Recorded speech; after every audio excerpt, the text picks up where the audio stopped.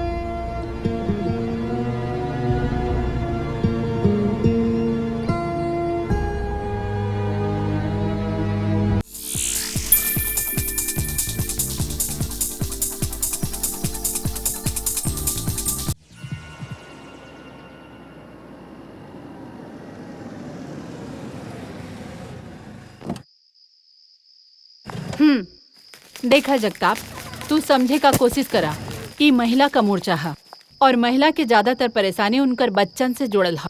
यही खातिर जिन महिलावन के पास बच्चा बा उ लोगन के कह दिया कि उ लोग के साथ लेके आई हैं। जब औरतन के पास बच्चा होला तब पुलिस वाला भी जोर जबरदस्ती जरा कम करेलन। हाँ। सुना जगताप, जौन नारा बोले के बा वहाँ पे वो ठीक तरह से उनका के याद करा देला ना? हाँ ठीक बा, ओके।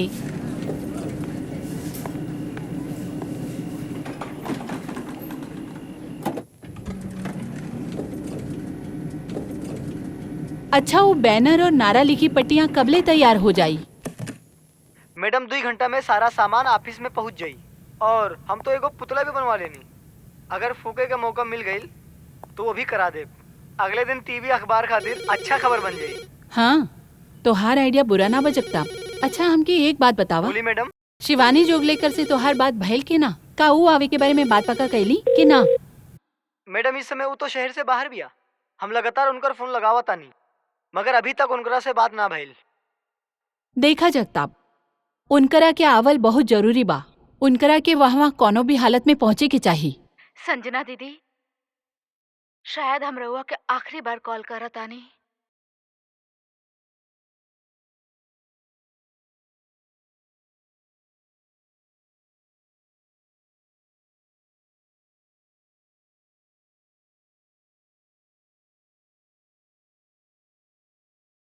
बाद में बात करब।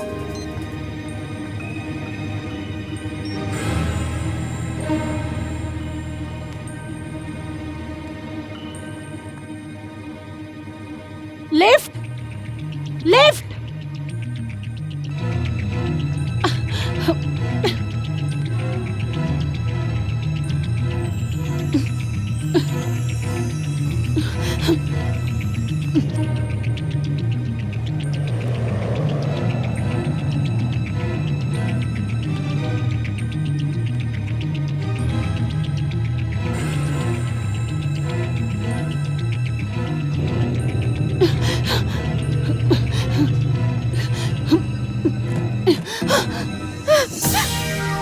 मधुबाला, रुका, रुक जा। ई का पागल बनबा? ई छोड़ दो हमरा के।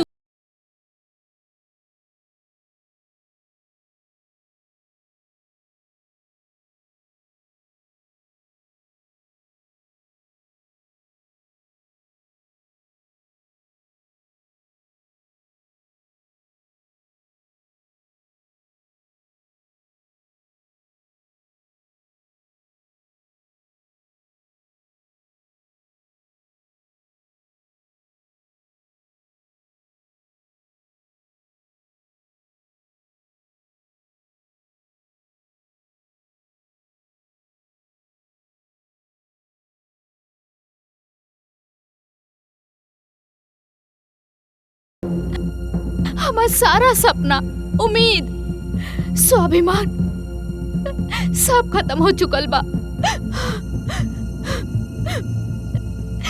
काका सपना लेके हम इस शहर में आई रहनी।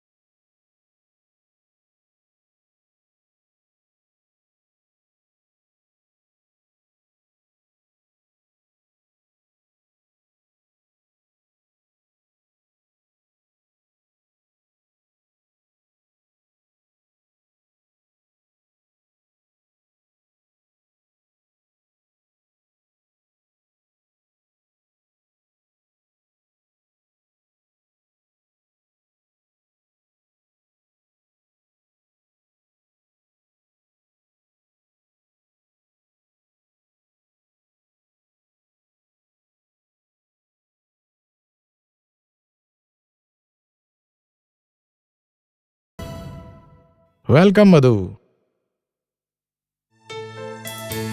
काफी बड़ा घर बना ले बड़ा तू मलार। तोरा का लागता इतना सा नौकरी करके केहू मुंबई में इतना बड़ा घर बना सकेला? फिर हमार दोस्त के हा काहे के ओकर परिवार स्विट्जरलैंड में सेटल हो गइल बा, तो यहाँ रहे के जगह मिल गइल बा हमरा के। ना तो इतना बड़ा घर हमार, ई सपना सपना दिखला से भी बड़ा बा। सपना देखे से ही सपना पूरा करे के तमन्ना जागेला मलार। देखिए एक दिन ऐसे भी बड़ा घर हुई तहार मलार। धन्यवाद, पर हमार सपना से ज्यादा तू अपन सपना के बारे में सोचा। हमार सपना सिर्फ सपना नहीं है मल्हार, एगो सोच बा, एगो जुनून बा। हम एगो बहुत बड़ा स्टार बनल चाहतानी, फिल्म स्टार।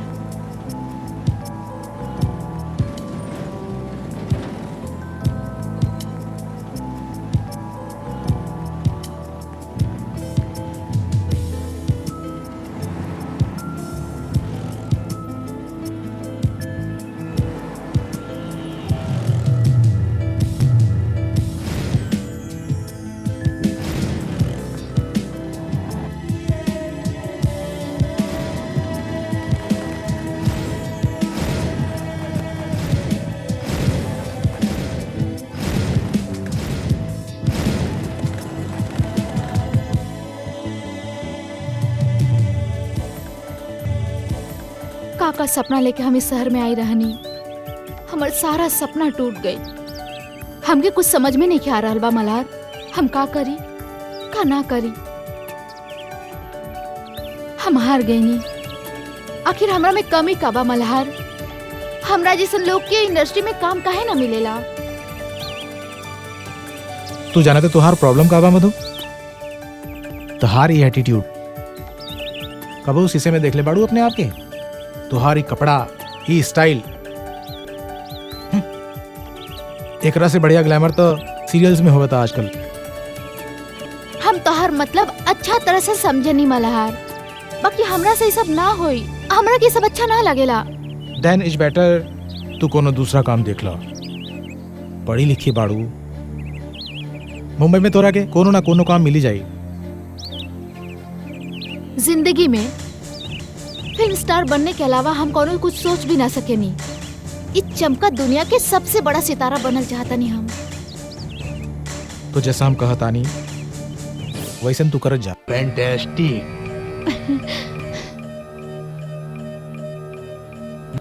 Mind blowing.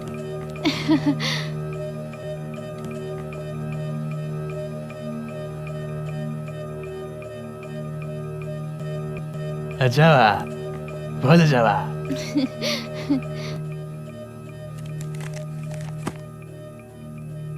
पर कहा सिर्फ ही ग्लैमरस फोटो खिंचवौला से इंडस्ट्री में काम ना नु मिलेला सर जी।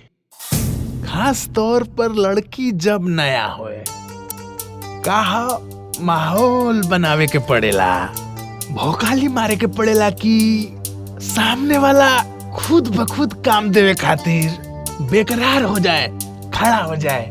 देखी अपन इंडस्ट्री में 8-10 लड़की तो ऐसा भी है जे मिस वर्ल्ड, मिस यूनिवर्स जीतल बिया। बाकी मिस इंडिया और दूसर ब्यूटी कॉन्टेस्ट जीते वालों की कोई गिनती है नहीं खेजी। पर रवा लोग घबराई ना, कालरा बनू आ जाए कालरा बात कुछ न कुछ हो जाई। और होई भी ऐसा जे रवा लोग कभी सोचले ना हो खाए। बस 50% कमीशन और 5,000 रुपया हर महीना अलग से।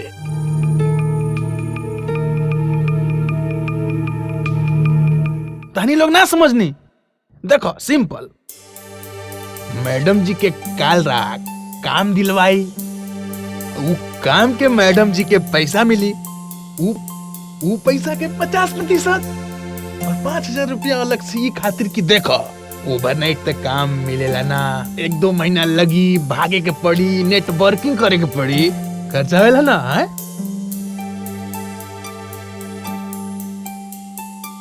सोचा ना सर जी, मैडम जी के लाइव बना दे। इला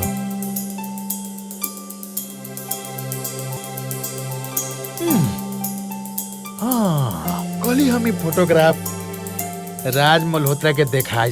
राज मल्होत्रा यू है डायरेक्टर बड़े ना जिनकर फिल्म बार गर्ल के नेशनल अवार्ड मिलल बा। जी मैडम जी, वो है राज मल्होत्रा। ओह वाह, मधु मधु का भइल मल्हार? बहुते खुश लगत बड़ा।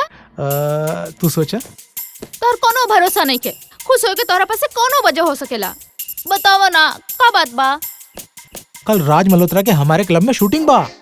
इकरा से अच्छा मौका फिर ना मिली। बिहाने मिले के कोनो ना कोनो चक्कर चलावता नहीं। ऊ हमरा से मिली है। डोंट वरी, हम कोनो ना कोनो रास्ता निकाल ले। 3 नंबर 15 टेक 1 शॉट 1 एक्शन। अभी तू हमारे दिमाग मत खराब करो, हमारा फोन करते रहिए। चल रखो।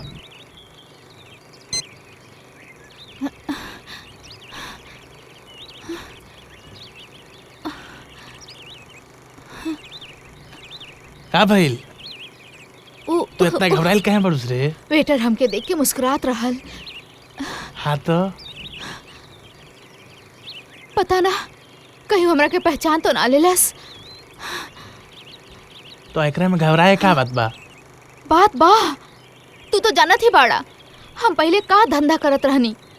हर पल डर लगत रहेला कहीं कोनो ग्राहक जी हमार जिस्म के अपन हवस के शिकार बना चुकल होखे, हमके पहचान तो ना ले। भूल जा, वो तार कल रहे। कल तू बेसिया रहो लेकिन आज हमार बीवी हो। केकर माई बाग भी आयल बिया कि वो ताके उंगली उठाई, हम ओकर उंगली काट के रख देब।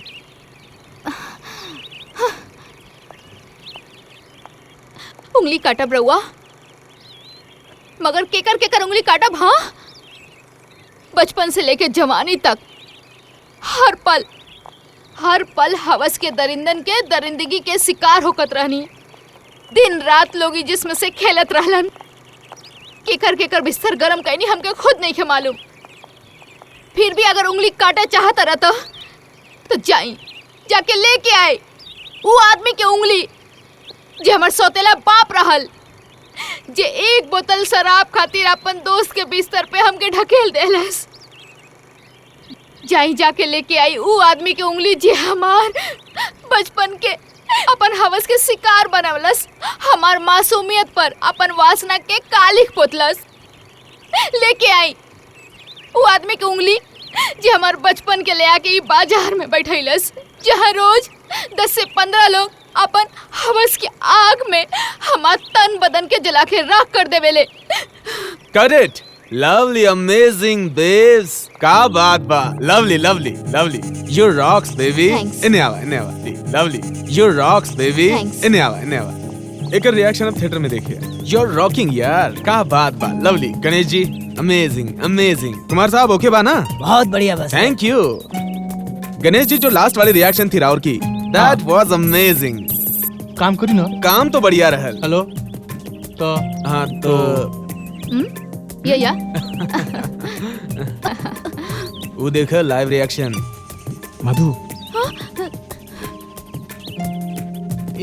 पिक्चर हिट बा। अरे यार. थैंक्स। हम तुम्हें कहनी जैसन रउआ बतौले रहनी, एकर क्रेडिट तोहरे के जाई। अरे काम तो राउर लोग करेलन, हम तो. सर अगला शॉट। अरे हाँ, एकरा के बाद राउर एकर बात से चिढ़ जात बानी और गन उठाई के एकरा के मुंह में लगाई के चिल्ला कर कहत बानी बस. ओके ओके दी हम करत नहीं। Come let's do it. हम आईनी पकड़ने एक राई से गन रखिया बस। लागता गोली से ना, रवा तो गन से ही मार ऐसे दे. ना हो, गोने हाथ से फिसल गई। I am really sorry madam. It's okay. Ganesh ji ये तो रिहर्सल बा, रवा तो डायरेक्ट ही मार देला. Come on ready rehearsal. Come on ready rehearsal. Come on ready. Excuse me sir. हाँ कहीं. हाय, हम बानी मल्हार. हाय. सर हम राउर के बहुत बड़े फैन हैं. धन्यवाद. सर हम मधु। हाय मधु, कैसन बाड़ू? ठीक बानी सर। सर ई एक्ट्रेस बाड़ी, सर ई इनकर फोटोग्राफर देखी हाँ सर. जरूर. राज, हाँ जी. कैमरे का मोमेंट का बा। हाँ आवता नहीं. 1 मिनट चला. राउर चाय पी ला, हम आवता नहीं. ठीक है सर. हाँ जी कुमार जी. एकर बाद वाला जौन शॉट बा जिमा गणेश जी लड़की के माने लड़की के मुंह में गन लगावता, हमके का चाहिए गन और लड़की का फेस चाहिए. गणेश जी का फेस ना आए तो भी चली. और लो लगाई और 75 लगाई. अरे हाँ, अरे यार हम तो बहुत बिजी बानी और वैसन भी हमरे फिल्म की कास्टिंग हो गई बा. रवा एक काम करी, अगला हफ्ता हमरा के फोन करी और ऑफिस में आके हमके मिली. धन्यवाद सर. चलो ऑल द बेस्ट. चलो रेडी.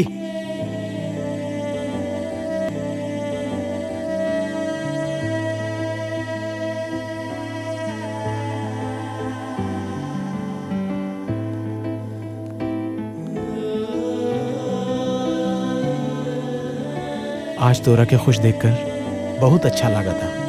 तू तो खुश बाड़ा ना। तहरा से भी ज्यादा खुश बानी हम. हमरा के तुहार कामयाबी के कदमों की आहट सुनाई देता. 1 मिनट. बोली कालरा साहब.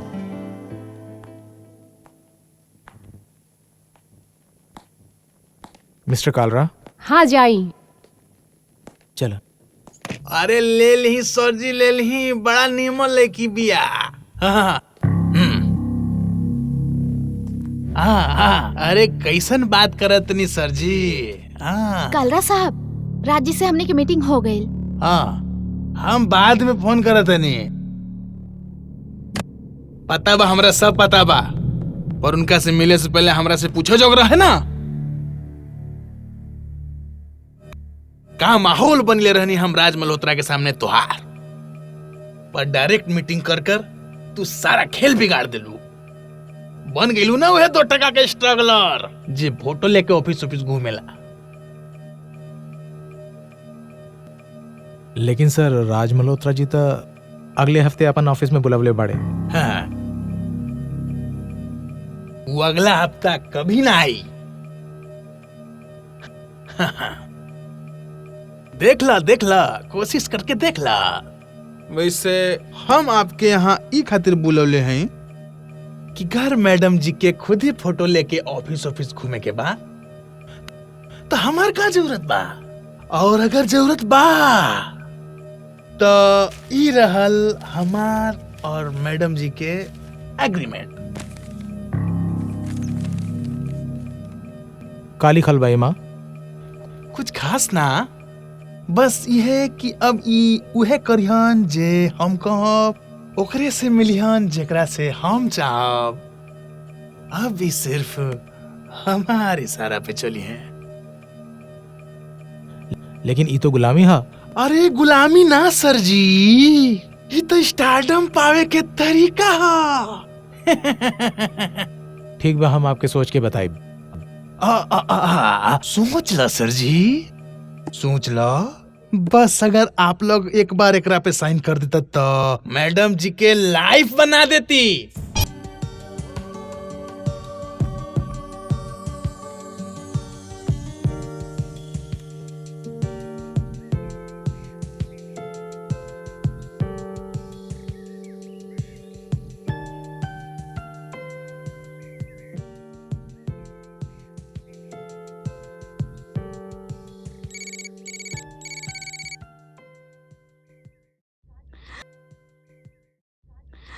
राज मल्होत्रा।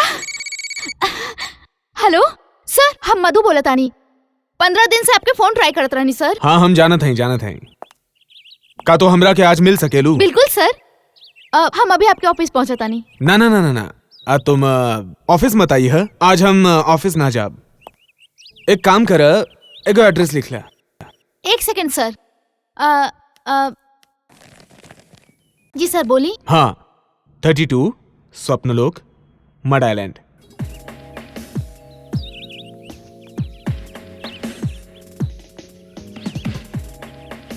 यार अभिज्ञान, इमा कुछ अलग चाहिए। राउर जैसन कही वे सर वैसन कर दे। इमा कुछ हटके चाहिए, कछु दम चाहिए। नहीं सर, ऐसी बात नहीं खे, ये हो ठीक बात। Excuse me sir. हाँ, मधुबाला। हाँ, बाद में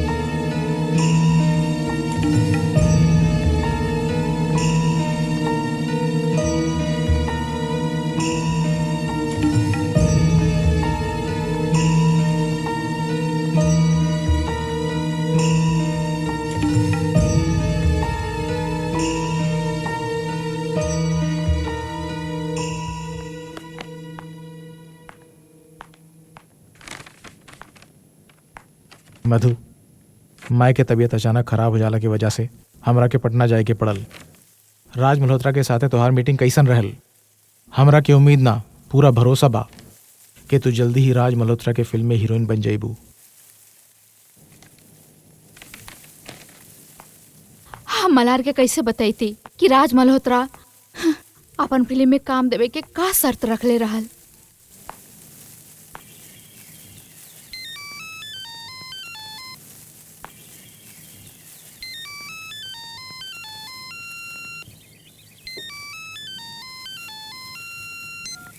हेलो, हाय राज मल्होत्रा, का सोच ले बातू?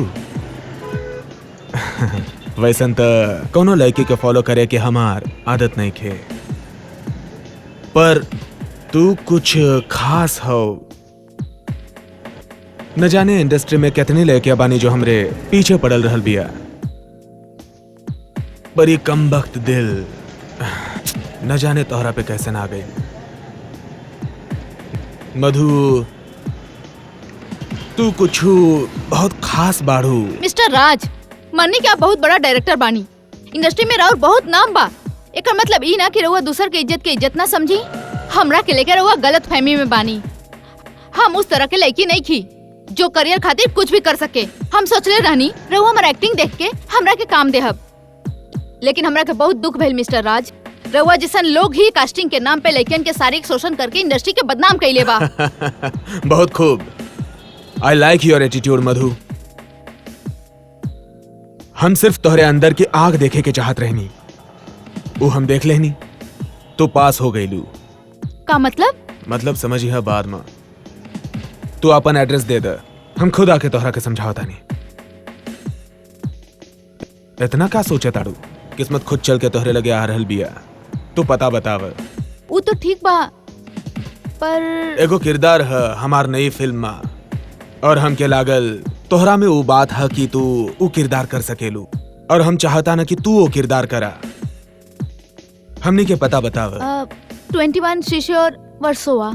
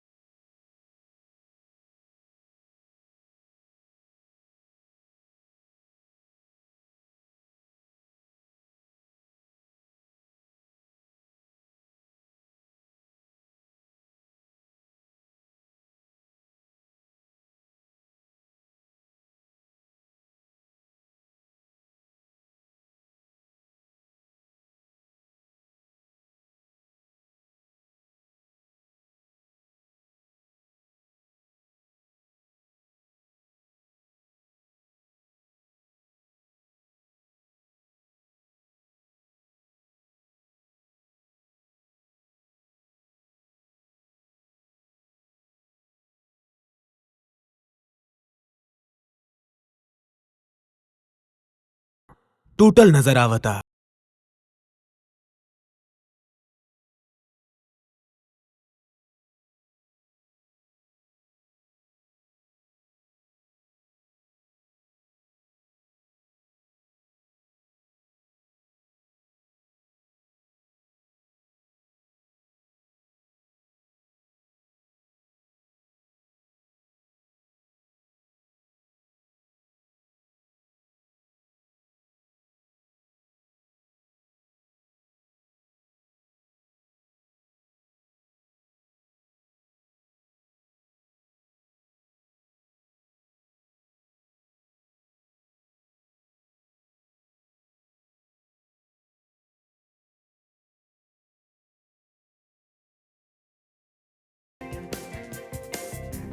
धीरे धीरे ओकर हाथ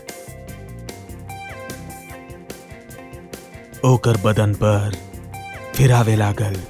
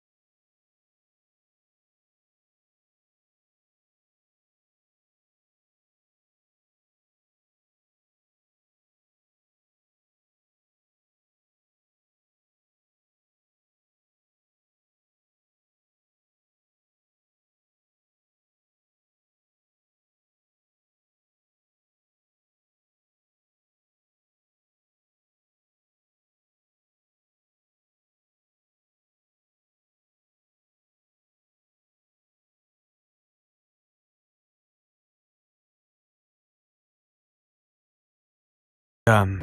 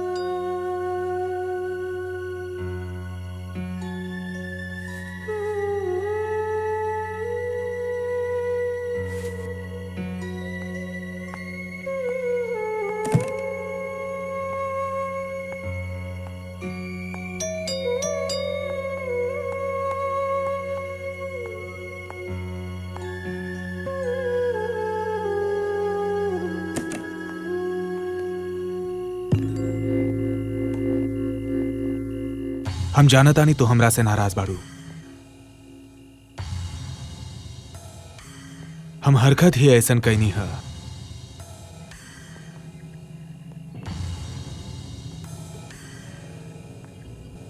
मधु, जब से हम यहां से गई है तब से चैन से ना बैठ पाऊनी। दिल पे अजीब सा बोझ बा। तोहनी से कहकर हम वो बोझ हल्का करल चाहता नहीं। अब कहे कि सुने के बच्चा ही का।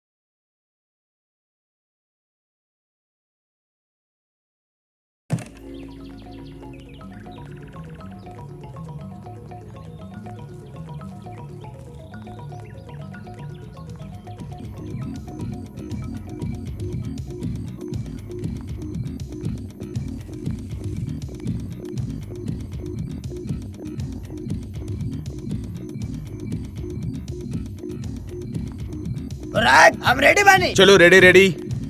Kumar ji ready? Okay Asavari ji. I am ready Raj. Yup, come on, full lights, roll sound.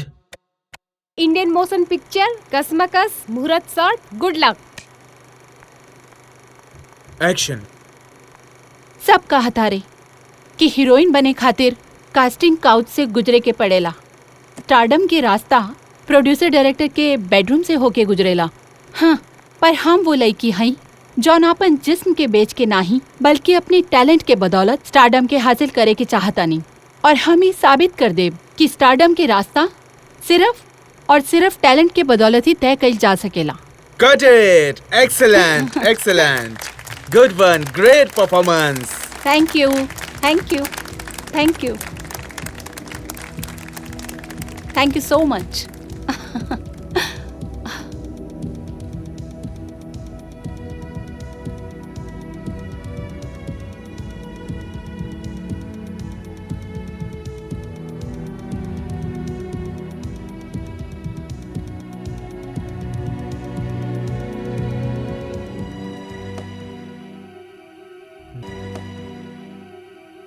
Damn it! जिंदगी में कभो इतना परेशानी नहीं के भइल।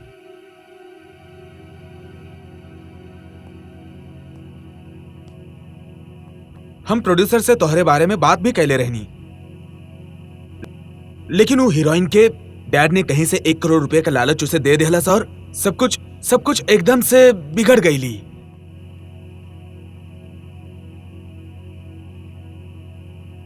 काश तू कहवा से 2-2.5 करोड़ का इंतजाम कर पाती तो हम तोहरा के लॉन्च कर देता।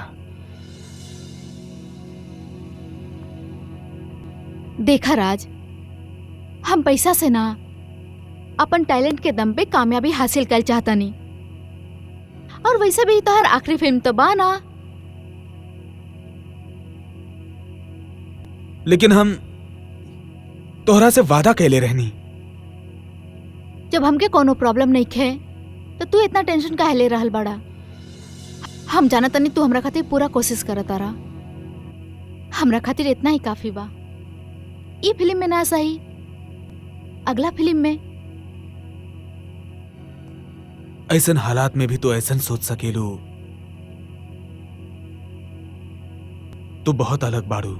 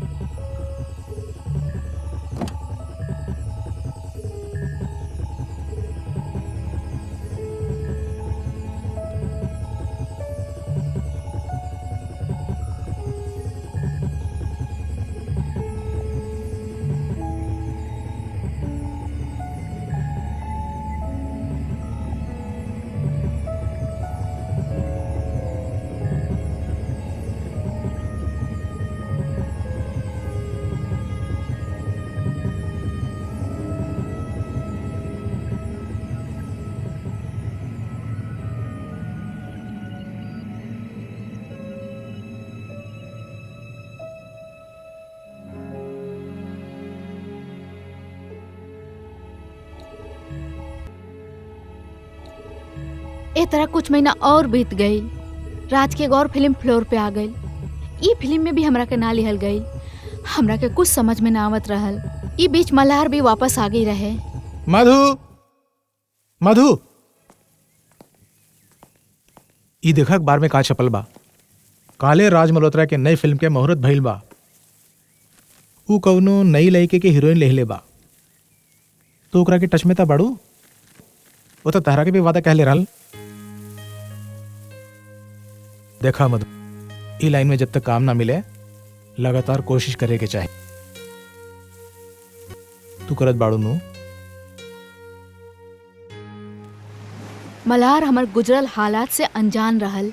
ओकरा के कुछ पता ना रहल कि राज मल्होत्रा हमार जिंदगी में कितना बड़ा तूफान ला देले रहल। एक तरफ मल्हार के उम्मीद रहल तो दूसरी तरफ राज के दिखावल बड़ा बड़ा सपना। हम अजीब कश्मकश में घिरा रहनी। एकरे बीच मल्हार एक दिन अपन मोहब्बत के इजहार हमरा से कर देलस। हमार समझ में ना आवत रहल कि हम ओकरा से का कही का ना। हम ओकरा से कैसे बताती कि हम ओकर प्यार के लायक ना रहनी। यही से हम मल्हार के घर छोड़ के फैसला कर देहनी। हमरा के नया घर दिलावे में मदद कैलस संजना ओबरॉय। संजना ओबरॉय एगो मुक्ति नामक संस्था चलावत रहली, जौन महिला लोग के साथ भइल अन्याय के खिलाफ आवाज उठावत रहल और समाज से उ लोग के उनकर हक दिला के उ लोग के नया जीवन शुरू करे में मदद करत रहली।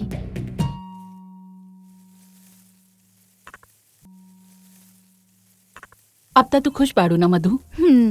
वैसे हम सोसाइटी के सेक्रेटरी से सारा बात कर ले बानी।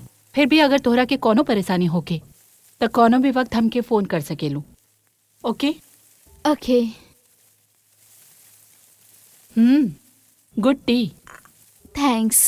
हम चलत आनी। ओके फिर मिलल जाई। Bye by.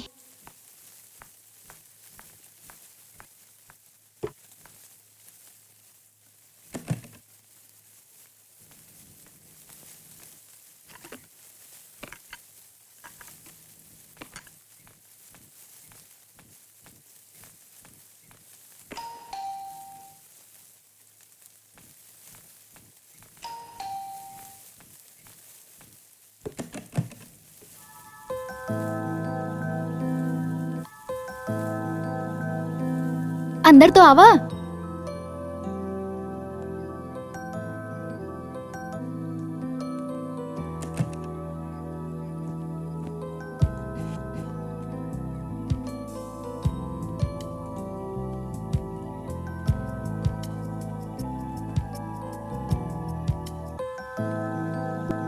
देखा मल्हार, जब से हम मुंबई आयल बानी तू हमेशा हमार साथ देहला। बाकी हम साथ के नाम पे बोझ नहीं की बनल चाहत। हम जब से वापस आइल बानी तू बहुत अजीब सा व्यवहार करत आरू। हम तोहरा के कब से देखे तानी और आज तो तू हद कर देलू। मल्हार प्लीज हमके समझे की कोशिश करा। काम समझने की कोशिश करी हमरा के नहीं के बुझाता। मल्हार हम चाहतनी कि तू अपन लाइफ में खुश रहा। हमरा के का भइल? हम अपन जिंदगी में बहुत खुश बानी। सच कहा था तोहरा के अपन जिंदगी में लाके अपन खुशी डबल करल चाहतानी। हम तो के खुशी नहीं दे सकत मल्हार, जेकर तो के तलाश बा। शायद हम दोनों एक दूसर खातिर बनल ही नहीं खी। ई का बहकी बात करत तारू? तू होश में तो बाड़ू? हम पूरा होश हवास में बानी मल्हार। हम ही चाहतानी कि तू कोनो अच्छा लड़की देख के और ओकरा से शादी कर ला। तू जानत हो कि तू का कहत हो? I love you. I am sorry Malhar, तोहर जैसन साथी मिलल बहुत नसीब के बात बा, but I am very sorry.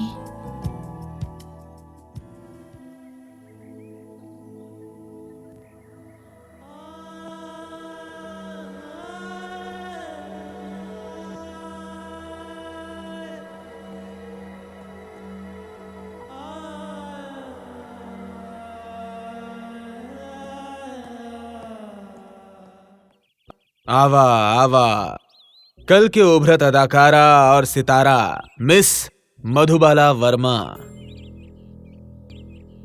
वाह, बहुत सुंदर लगा तारू। इरादा का डोंट टच मी।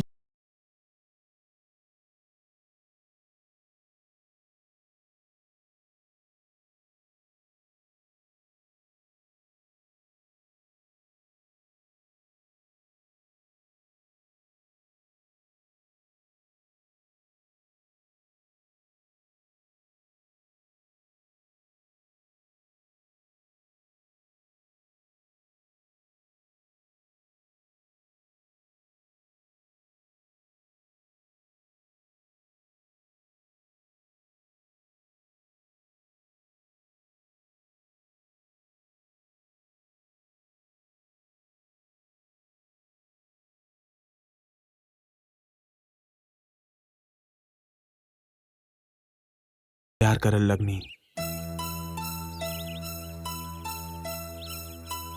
और आज भी करेनी। अगर तोहनी के एतराज ना हो तो हम तोहरा से शादी करे के चाहता नहीं। हमसे ब्याह करबू? वक्त गुजरत गए, राज के दूसर वादा की तरह शादी के वादा भी झूठा लगे लगल, और एक दिन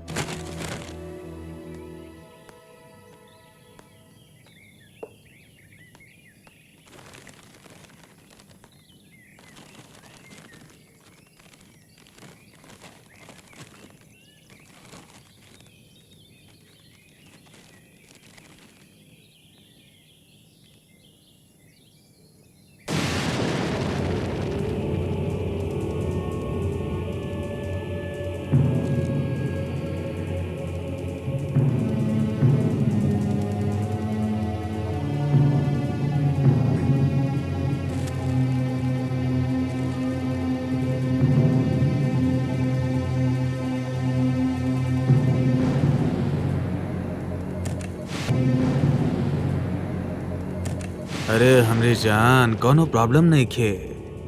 हाँ नहीं खे। हाँ, मधुबाला वैजा काहे खड़ी बाड़ू? आजा। हम यहाँ तोहर बिस्तर गरम करे नहीं खी आइल, यहाँ बात करे आइल बानी। बताव का कहे के बा? जब शादी के वादा तू हमसे कैले रहला, तू केहू और से शादी काहे कैला?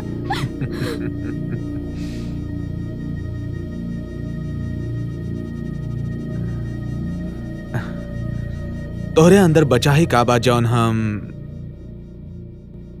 तोहसे शादी करी। कमीना बाड़ा, पक्का कमीना। बाकी हम इतना आसानी से हार माने वाला नहीं थी। हम तो ई ना कहब कि तू अपन बीवी के छोड़ के हमसे शादी कर ला, काहे कि नफरत हो गई बा हमके तोहसे। बाकी हमार ई वादा बा राज मल्होत्रा कि हम तोहके ई लायक ही ना छोड़ब तू केहू और मासूम लड़की के अपन हवस के शिकार बना सका।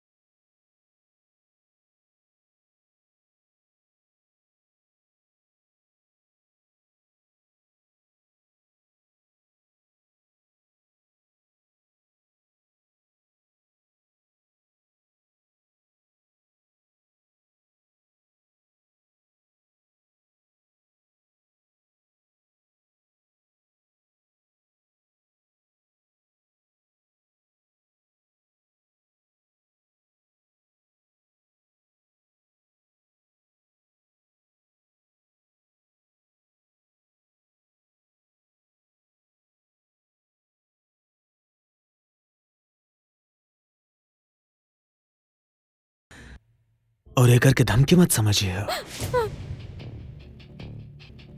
तोरा के मार दे।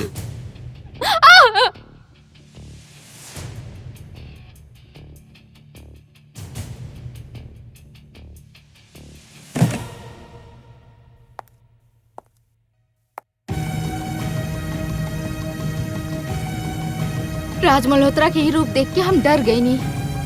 हमके हमार औकात याद आ गई।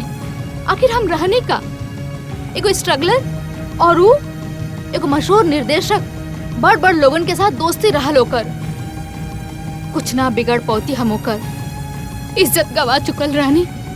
जिंदगी गंवावे के खौफ छा गई रहे दिल में। वो जिंदगी जिकर सब सपना पहले ही टूट चुकल बा। सपना, खूबसूरत सपना। Lights, lights, lights, camera, ready, action. तोरा पे विश्वास करके ना, एक मिनट, ये सब कहाँ गइलन? का भाई सब कहाँ गइले?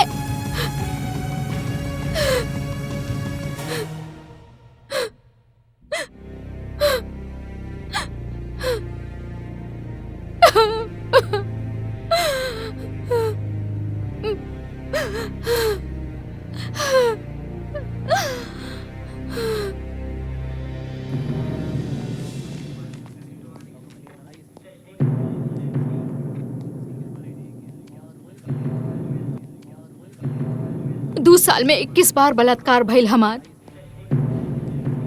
कबो फिल्म में काम देवे के नाम पर और कबो शादी के वादा करके।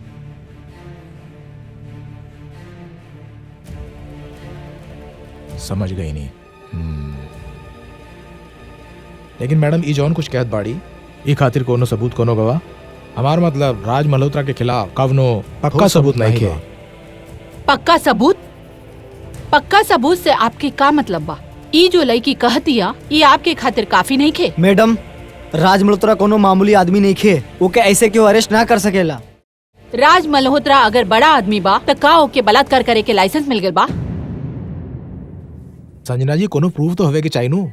अगर सबूत और गवाह ना होला तो का सच सच ना होला? राउर लोगन के यही रवैया से एक औरत पुलिस स्टेशन आवे से डरेलन सन। और वैसे भी सबूत और गवाह ये आप लोगन के काम नहीं खे, कोर्ट के काम बा। आप रिपोर्ट लिखत आनी या हम कल बिहाने यहाँ पे मोर्चा लेके आई? पाड़े, इनका रिपोर्ट लिखला। ठीक बा सर।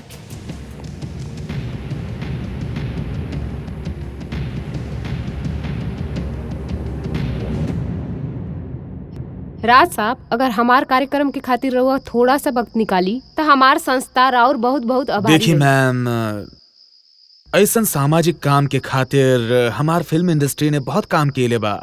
हम तो एगो छोट सा आदमी बानी, फिर भी हम पूरी कोशिश करब कि राउर लोगन के शो में आ जाए। राउर चिंता ना करी, हम आ जाए। धन्यवाद सर। हाँ बोल। का? लेकिन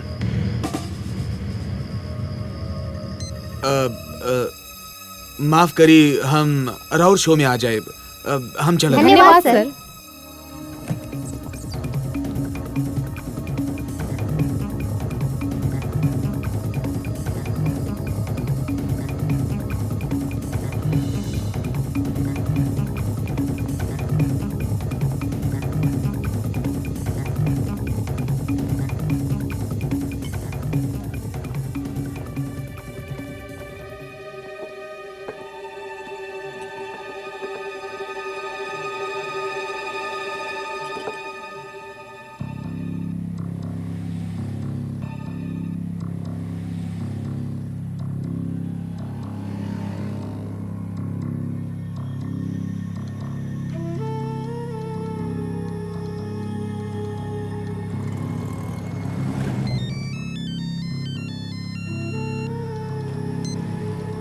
हाँ राघवन बोल। राज, तू कहाँ बाड़े? हाँ यार, जहाँ भी बानी ठीक बानी। तू चिंता ना करा, हम सब तोहरे साथ बानी। वैसे तू लड़की के पास कोनो सबूत तो ना छोड़लेस? तोहर दिमाग खराब हो गइल बा का? हमको कोनो काम नहीं केका कि ये सब हम करी। देख हमारा मतलब तोहरा के दुखी करे के ना रहल। धन्यवाद कि तू फोन कैलस।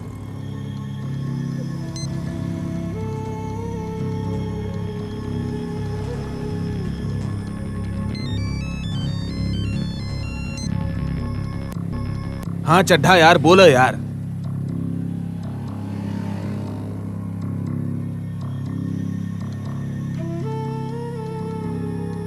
तो हर सहायता के लिए बहुत बहुत धन्यवाद। Thank you.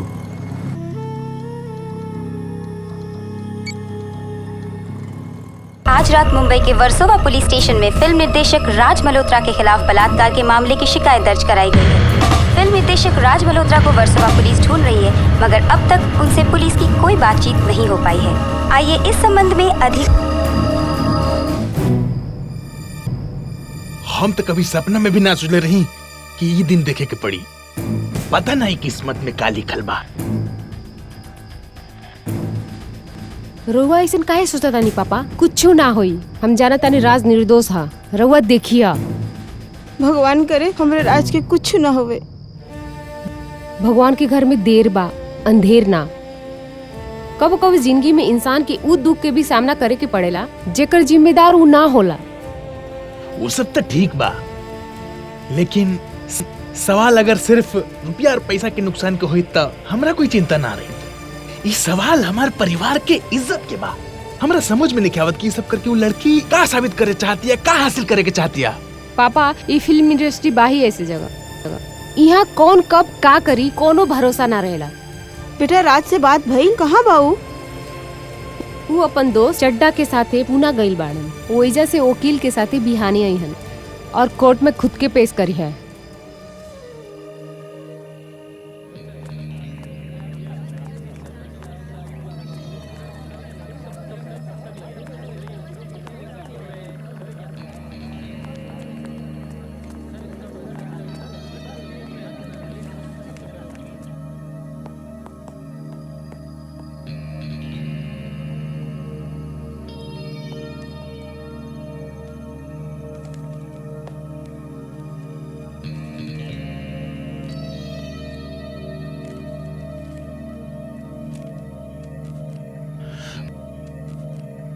मामला के सुनवाई 9 सितंबर के करल जाई।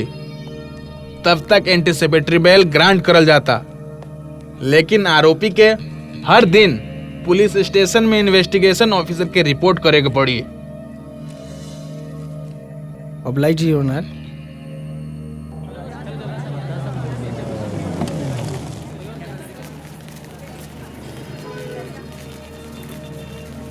आई आई, चलिए हटिए हटिए। I I, please please.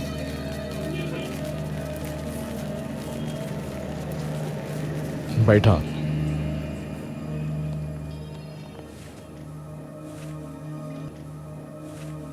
का बात बा मिस्टर राज? राउर के वजह से हमारे पुलिस स्टेशन का बड़ा नाम हो गइल बा।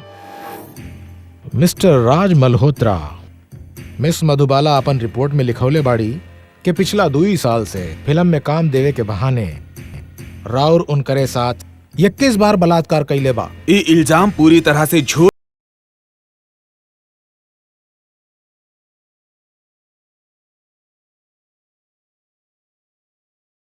मिस वर्मा की येहू कहे के बा राउर उनके धमकी दिया था, अगर ये बात केहू दूसरे से बोलबे तो राउर उनके जान से मार देबे। बहुत हो गइल बा, बहुत हो गइल बा सर।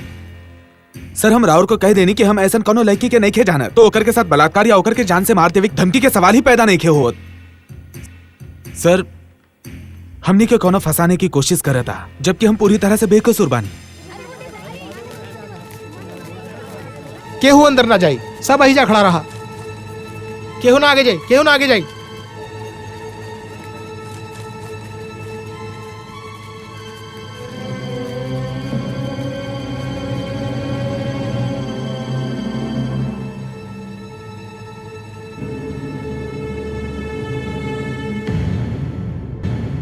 कार और अब भी यही कहवे कि हम इनकरा के पहचानत नहीं खे। हाँ ये सच बा कि हम ये लड़की से पहले मिलल बा, लेकिन न जाने कितनी लड़कियन से हम रोज मिलता नहीं। एकर मतलब ये ना बा कि सबों के साथ हमार पर्सनल रिलेशन बा और सबों के साथ हम। राज, इंस्पेक्टर रानी रउआ के गुमराह करे के कोशिश करी हन, रउआ सावधान रही। वकील साहब, पहले हमरा के मिस्टर राज के बयान तो लेवे दी। राउर के कोर्ट में पूरा मौका मिली अपन।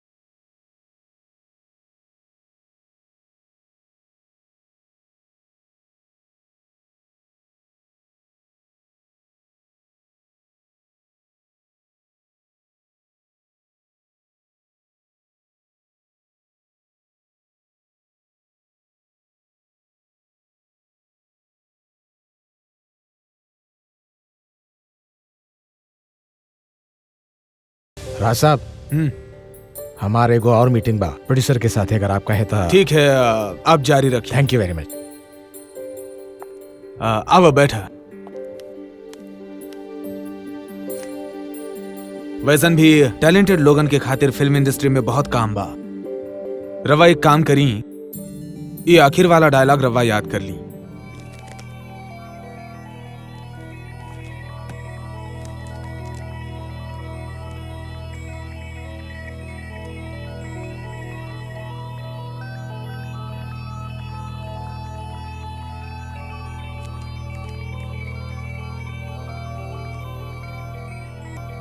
सर हम तैयार बानी। रेडी? ओके, शुरू करते हैं। हाँ, सब कह ले।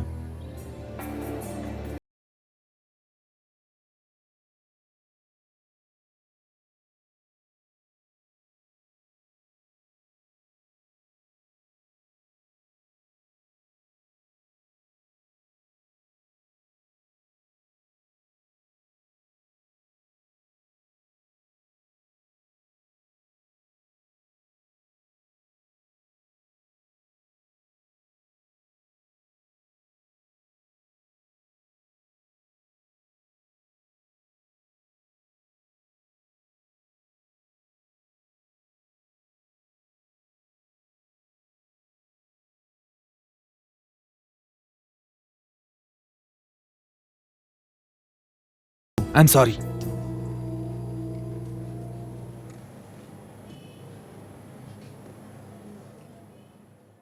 राउर जब ये मान चुकल रही, मधु इतनी टैलेंटेड नहीं थी जितना कि एक एक्ट्रेस के होवे के चाहिए, तब फिर राउर उनके घर पे काहे गई रहला?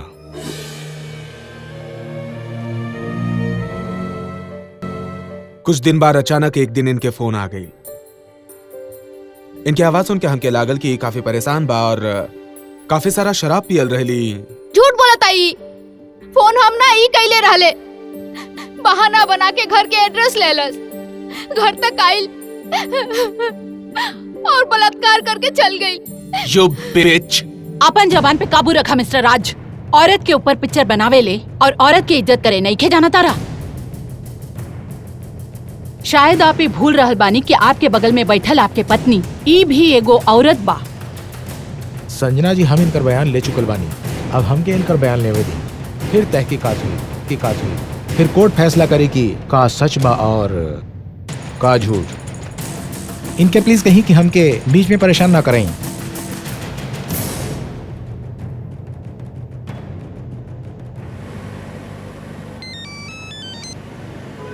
कौन बोलो तानी? मधु बोला तानी सर। मधु? सर रउआ से मिले, रउआ के मडवाला बंगलो में आई रहनी। हाँ मधुबाला, हाँ बताव कैसन बाड़ू? हमने के माफ कर दी है, वो दिन हम कुछ ज्यादा ही कड़वाहट से बात कहनी।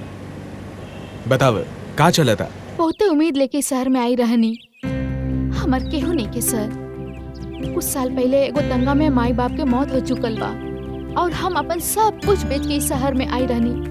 स्टार बनब, शहरत के ऊंचा बुलंदियों के छुअब, मगर रउआ से मिले के बाद सब सपना टूट गई, जी के इच्छा ही ना रहल। सर 6 महीना में एगो रउआ ही रहनी जेकरा से कोनो 6 महीना में एगो रउआ ही रहनी जेकरा से कोनो उम्मीद बदल रहल, मगर वो उम्मीद भी टूट गई। सर हम जेल नहीं की चाहत, मर जाए चाहता नहीं। देखो मधु, जिंदगी इतना सस्ता नहीं खे कि एगो सपना के खातिर बर्बाद कइल जाए। हमरा लागत है तू होश में नहीं खो। तोहरे साथे कोई घर में बाकी ना? केहू नहीं खे सर। ठीक बा, एक काम कर, अपन पता हमरा बताव, हम खुद तोहरा मिले आवतानी। 21 शेषावर वर्सोवा सर।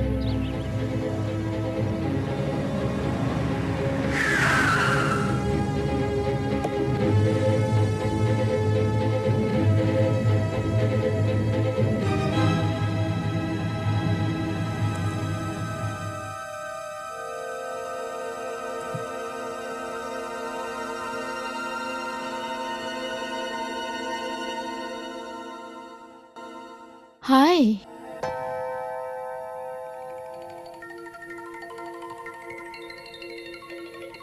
ई सब ई का है? हमके यकीन ना रहल कि रउआ आइब। आखिर रउआ इतना बड़ा डायरेक्टर जोन रहनी और हम एगो ऐसन कलाकार जेके रउआ एक्टिंग के काबिल ही न समझनी। वो दिन रउआ हमके एगो डायलॉग देले रहनी बोले खातिर।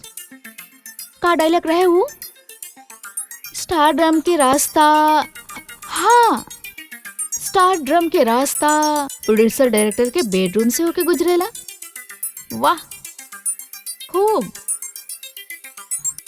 कोनो नया लड़की के अपन बिस्तर पे सुलावे के का खूबसूरत इशारा रहलू।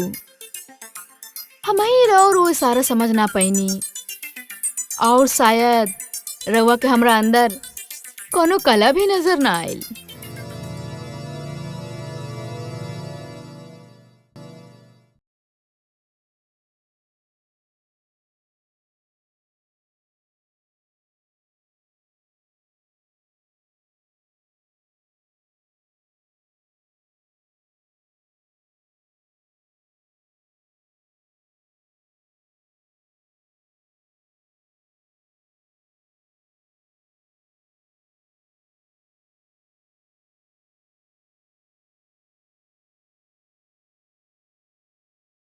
लेकिन तू, हमरा का पता कि तू अपन जिस्म के हथियार बना के कला के ऊ मंजिल के हासिल करे के चाहतारू जे कड़ा मेहनत और लंबा तपस्या के बाद हासिल होला। कला कला कला कहाँ बा कला? नंगा जिस्म, तड़पत जवानी, मचलत हुस्न, अश्लील डायलॉग, गंदा नाच, रियलिटी के नाम पे हीरोइन के एक एक अंग के मादकता के साथ प्रस्तुत करल, यह बा कला? गलत कहतारू। सिर्फ जिस्म दिखायला से कोई कलाकार ना होला। अगर ऐसा हुई तो बाजार में बैठी हर औरत जो अपन जिस्म के धंधा करतिया आज स्टार हो जाई। रउआ अपना आँख में गलतफहमी की चश्मा लगा रखले बानी, यही से रउआ के सच्चाई नजर ना आवेला। और सच्चाई ई बा कि जवन दिखेला उहे बिकेला। जे जितना कपड़ा उतारे वो उतना बड़ा स्टार, और हम अपन सारा कपड़ा उतारे खातिर तैयार बानी, फिर चाहे वो सिनेमा के पर्दा होखे या और बिस्तर। तहरा नियन लड़की हमारी इंडस्ट्री के बदनाम कर देले बिया, जे काम खातिर पुरुष के वासना के पुजारी बना देवेले। तहार जरूरत हमरा नहीं थे ना अपन फिल्म खातिर और ना हमार बिस्तर गरम करे खातिर। और हाँ, दोबारा हमरा फोन करे के कोशिश ना करी है। दीदी झूठ बोलता ये आदमी, हमके बदनाम करे के कोशिश करता। दीदी का हमरा वो कैसन लड़की लगता नहीं। दीदी हमरा में और बर्दाश्त करे के शक्ति नहीं खे। प्लीज यहाँ से चली, प्लीज यहाँ से चली दीदी। इंस्पेक्टर, देखा तानी आप कितना गंदा इंसान बाई। एगो भोली भाली लड़की के कैसन तरह के तस्वीर पेश करल चाहत ही। हम जे कुछ कहनी सच कहनी। आंसुअन की चादर से सच्चाई छुपावल ना जा सकेला। कौन विश्वास करी राउर के बात पे मिस्टर राज? गिरी से गिरी लड़की भी ऊ सब ना करी जौन आप हमरा के बतावे की कोशिश करता। हम तो उहे कहनी जौन सच बा सर। ई कर मतलब ई है कि आपने ई लड़के के साथ गलत संबंध नहीं खे बनौले, शादी करे के वादा नहीं कइले, जान से मारे के धमकी नहीं खे दिया। ये सब मन घड़ंत कहानी बा सर, पब्लिसिटी स्टंट बा। हमके बदनाम कह के पब्लिसिटी हासिल करे की कोशिश करती है सर, बस। ना दीदी, ये संजना जी आप इनके दूसरे कमरा में ले जाएं, हमके काम करे में परेशानी होवता। आवा।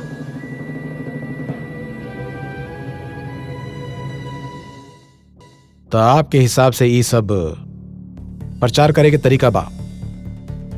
एक अलावा हमके और कोनो वजह नजर नहीं खे आवता सर। वजह तो हम ढूंढ ले मिस्टर राज, लेकिन ई बात पर विश्वास ना होता कि एक लड़की इस तरह अपन इज्जत के सरे आम नीलाम कर सकेली सिर्फ एक खातिर कि उके प्रचार चाहिए। अपन जान देवे के कोशिश करी सिर्फ एक खातिर के उके प्रचार चाहिए। खैर,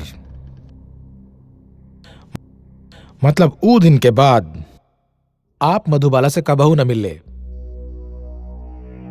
एगो बार और मिलनी। कमाल बा, इतना सब कुछ होला के बाद भी आप उ लड़की से मिल ले? ऊ खुद आयल रही मिले। कहाँ? सेट पे या राउर के ऑफिस में या राउर के वही मड आइलैंड वाला बंगला में? मड वाला बंगला में।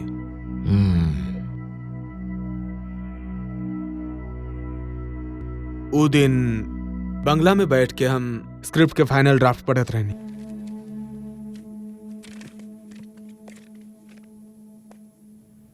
साहब, राउर यहाँ रुकल जाए या घर जाइबे? हाँ, थोड़ा देर और रुकब। काहे? साहब, हमार मेहरारू की तबीयत ठीक नहीं के, हम घर होके आ जाई? हाँ तो जाई। साहब, अंदर से दरवाजा बंद कर लिया। हाँ, हम कर देब, राउर जा। जी साहब।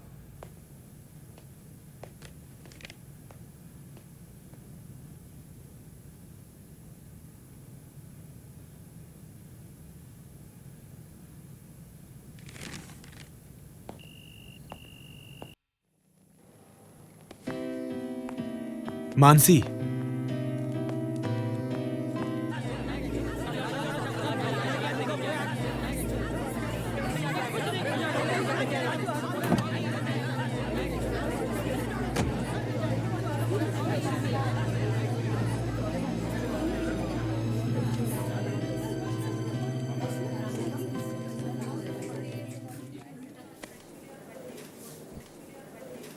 ई फोटोग्राफ के बारे में राउर के का विचार बा?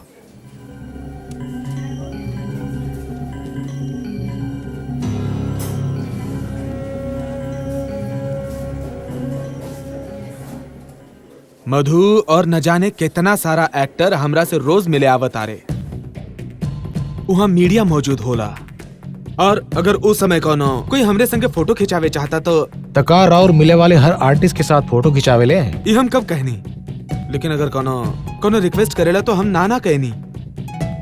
अगर हमके पता होला कि वो फोटोग्राफ्स ई खातिर इस्तेमाल होवेला तो हम पहले से मना कर देती। मतलब राउर ई कहल चाहता नहीं कि राउर के मिस मधुबाला के साथ संबंध तो रहल है, लेकिन ऊ हद तक ना जितना मिस मधुबाला वर्मा बतावत आ रही। हमने के जॉन कहे के रहल हम कह दीनी। राणे साहब रवा के जॉन समझे के बाद समझ ली। सर, जब से मामला सामने आयल बा, फिल्म वालन के रवैया और खातिर कैसन बा? बिल्कुल, थैंक्स अ लॉट, टचवुड। पूरी फिल्म इंडस्ट्री हमरे साथ बा। उ लोग जे हमके मॉरल सपोर्ट देले बा, फैमिली के देले बा, उ खातिर हम आभारी हैं। रवा के जरिए हम उ लोगन के धन्यवाद कहतानी, थैंक्स कहतानी। सर मिस मधुबाला वर्मा जे रवा ऊपर इल्जाम लगली बिया ओकर बारे में रवा का कहे के चाहतनी? वो सब बेबुनियाद बा, हम बेकसूर हई। अभी केस कोर्ट में गईल बा और हमें यकीन है इंडियन कोर्ट पर, इंडियन जुडिशरी पर, और वो हमरे साथे न्याय करी। रवा निखे लगत कि जौन तरह से रवा के अंतरिम बेल मिल गिल बा ओकरा से एक्ट्रेस के शोषण के बढ़ावा मिली और दूसरा डायरेक्टर प्रोड्यूसर नया अभिनेत्री के शोषण कर सकेले। रवा कोनो भी बात को तोड़ मरोड़ के सेंसेशनल बना देवेला, लेकिन रवा कभी सोचेला केहू के लाइफ पर, केहू के करियर पर का असर पड़ेला? एक्सक्यूज मी, देखी सर सच्चाई के जानल और लोगन तक पहुँचौल हमार काम बा। जी हाँ, रौरी मत भूली, हमारा मीडिया के द्वारा रौर के प्रचार मिलेला, वो नया लोग विनती कराता रहे सन। हाँ, यही खातिर आज जर्नलिज्म बिजनेस बन गईल बा। रवा लोग तो न्यूज में व्यूज मिला के अच्छा बिजनेस करता। जवान संभाल के बात करा सर, राहुल हमारे मीडिया के साथ पंगा ना लिया। Excuse me. रुके सर, रुके सर, रुके। अरे कुछ तो बोली, कुछ तो बोली। अरे रुके सर, रुके। एक मिनट सर, प्लीज 1 मिनट। रुकी सर, रुके। अरे अरे रुकी सर, 1 मिनट। अरे रुके सर, रुके सर। अरे रुके सर एक।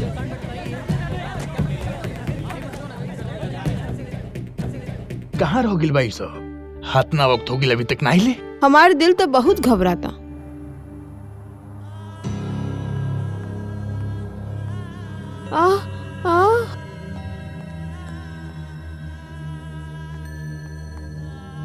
का भइल राज?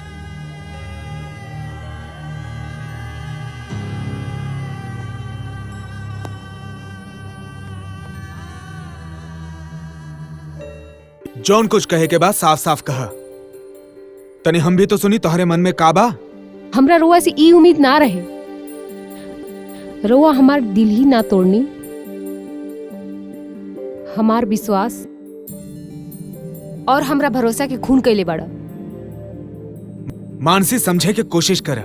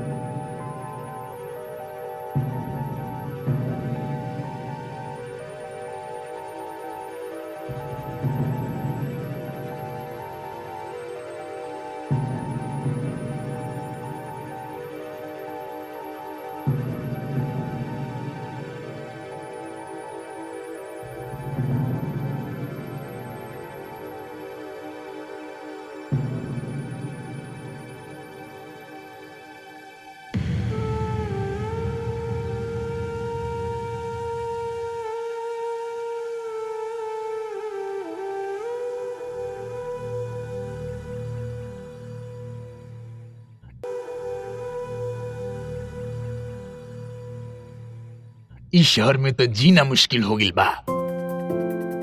तंग आगिल बनी लोगन के सवाल के जवाब देवत देवत।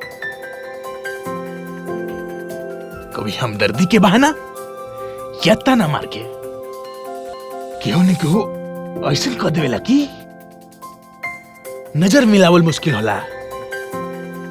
यही खातिर पिछले 3 दिनों से हम मंदिर न जा पाऊनी। वहाँ भी सबके नजर भगवान पे कम हमरा पे ज्यादा बा। लेकिन कब तक हम ऐसे घर में बैठे रह। आज तो हमरा के डॉक्टर घोष के पास चेकअप के लिए जाए के बा। और राउर तो उनका नेचर जानत है, एक एक बात खुरेद खुरेद के पूछे ताड़न। हम अपन पूरा जिंदगी केहू के सामने नजर नहीं झुकाऊंगी, और आज ये उम्र में ये सब सह के पड़ा था।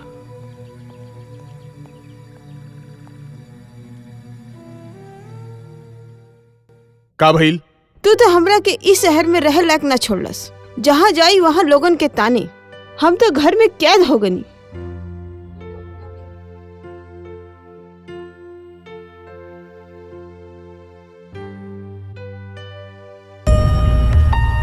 फिल्म इंडस्ट्री में आजकल कास्टिंग काउच बहुत जोरों पर है। खासकर फिल्म निर्देशक राज मल्होत्रा पर मिस मधुबाला वर्मा द्वारा लगाए गए बलात्कार के इल्जाम के बाद चंदना लाहिड़ी जो मशहूर अभिनेत्री हैं, मैं उनसे पूछना चाहूँगा कि ये बात इतनी सच है? मुझे ऐसा ऑफर किसी ने नहीं दिया।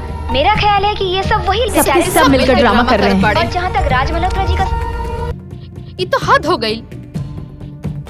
जेकर साथे बलात्कार भाई ओकरे के गलत साबित करे के तुलल बाड़े। ये मीडिया, इंडस्ट्री सब ओकरे फेवर करता रहे। हमार दर्द के तरफ केहू के ध्यान नहीं खे। कबो कबो तो लगेला कि हम आत्महत्या के फैसला करके ठीक कैले रहनी।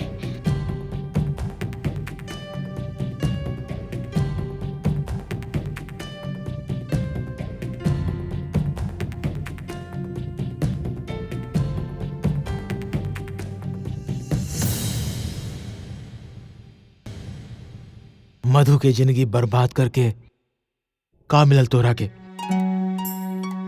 मधु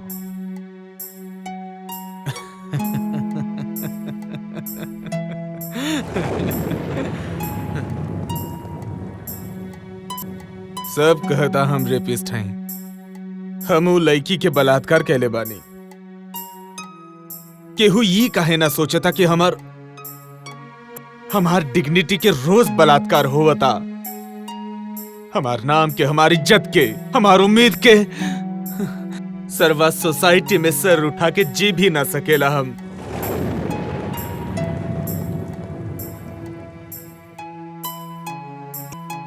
ई तो मधु के हिम्मत हो कि वो तोहरा चेहरा से सराफत के नकाब उतार देलिस, और यही खातिर लोग तोहरा से नफरत से देखेला सन। तोहरा वजह से एगो लड़की घुट घुट के जियता। जीता कहता हम तोहार गला मरोड़ दी। मार दो हमको, हम जिए के नहीं के चाहत।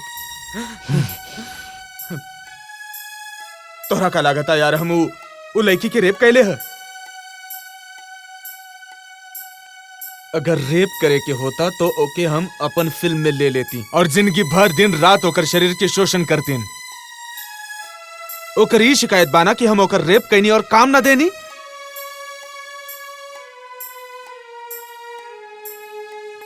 अगर हम अपन फिल्म में ओकर के छोट सा भी रोल देतीन तो वो खुश हो जाती और हम जिंदगी भर ओकर शरीर के शोषण करत रहती, खिलवाड़ करत रहत। यार हमार जैसन डायरेक्टर अपन फैमिली के काहे स्पॉइल करब? हम फिल्म इंडस्ट्री में नवा नहीं खे। काफी लड़की लोगन के साथ हम काम करनी, लेकिन कोनो भी हम पे ये इल्जाम ना लगौलस। यार हम ऐसा इंसान नहीं खे यार। अगर तो के यकीन ना आवता तो मार द हमके। वैसन भी लोगन के ताने सुनत सुनत हम जिंदा लाश बन गइल बानी।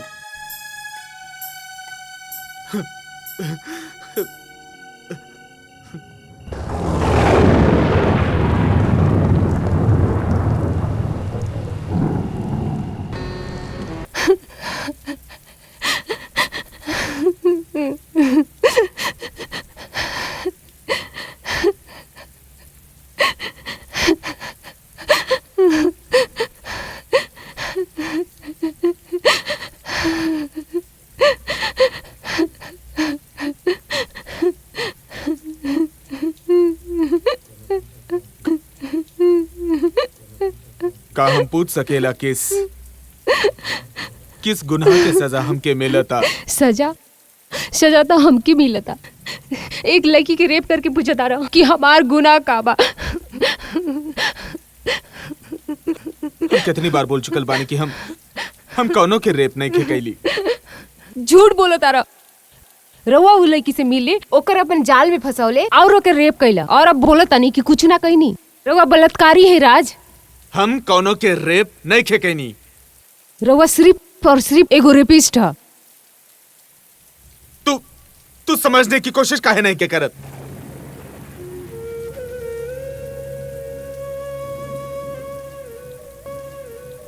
हम प्यार करेला तो से। नफरत करता नहीं हम तोरा से और अपने आप से। नफरत हो गई बा हमके अपन बदन से। अब बर्दाश्त नहीं होत उ लड़की के साथ जो राउर खेलने बाड़ा, और वही यहाँ से रो आप हमके छुआता रहा। छी, घिन हो गई बा हमके अपने आप से। प्लीज जाई या हमके जाए दी। बस इनफ। अब बर्दाश्त नहीं के हुआ था हमसे। हम रेपिस्ट है ना? हम तो के दिखावत हैं कि रेपिस्ट कैसन हुआ था। कैसन हुआ था रेपिस्ट। देखे के चाहता हूं। इरोवा का करता नहीं राज? देखे के चाहता हूं रेपिस्ट कैसन हुआ था। इरोवा के का हो गई? संभालो अपने आप के। दिखाई कैसन होला रेपिस्ट। राज ऐसन हुआ था रेपिस्ट। ई का करता रहा? ऐसन होला रेपिस्ट। ना राज, ऐसन होला रेपिस्ट। का करता राज? पापा जी ना।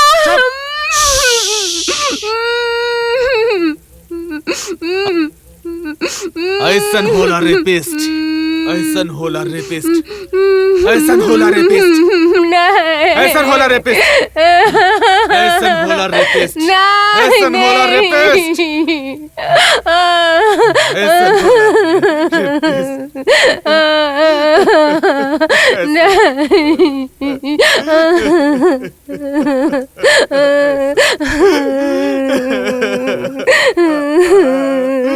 ऐसा होला रेपिस्ट।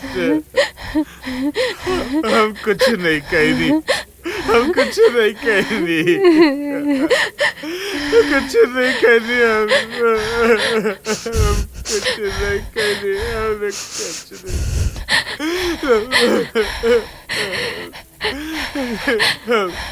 हम रेपिस्ट नहीं किए।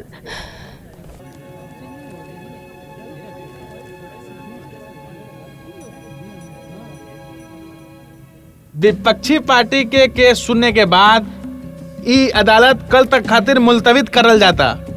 कल तक राज मल्होत्रा के एंटीसिपेटरी बेल चालू रही और बचाव पक्ष कल अपन पक्ष पेश कर सकता। अब कोर्ट बंद करल जाता।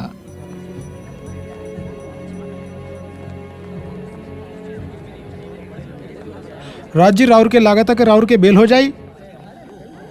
नो कमेंट्स। प्लीज कुछ था बोला राज साहब। रउआ सबके तो हमार हिम्मत के दाद देवे के चाही कि हम फिल्म इंडस्ट्री के ऊ चेहरा के बेनकाब कईनी जेकर हिम्मत आज तक केहू ना कैलस। बड़ा बड़ा हीरोइन भी एगो समय पे कॉम्प्रोमाइज कर लेवेली। राउर केहू के नाम बतावे के चाहब। नाम चलो कोनो एगो के तो बताई। ई इंडस्ट्री में न जाने कितना ऐसा लड़की बाड़ी जौन अपन करियर खातिर डायरेक्टर प्रोड्यूसर के बिस्तर गरम करेली। रुका मधु, अब चला यहाँ से। का पूछत रहनी रहुआ? यही कि वो कौन कौन एक्ट्रेस बाड़ी जौन फिल्म में काम पावे खातिर कंप्रोमाइज कैले बाड़ी। हेलो जी। रहुआ बहुत बहुत मुबारक। तू छा गेलू मैडम।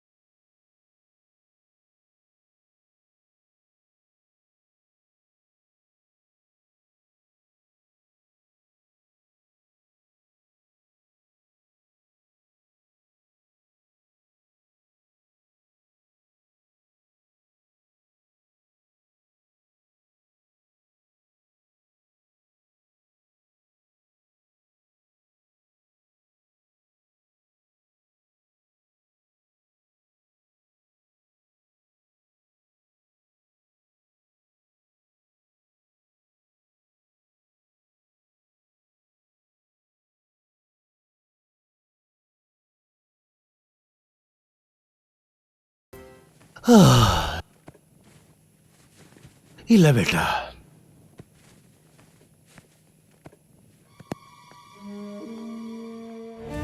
ले बेटी प्रसाद ला। हम सिद्धि विनायक मंदिर गेल रहनी। हम जानतानी आ इहो जानतानी कि राव रोजा कहाँ मंगनी। रोआ फिकर ना करी, भगवान सब अच्छा करी है। हम अपना बेटा पे विश्वास ना कईनी, बहुत बड़ा भूल होगी हमरा से।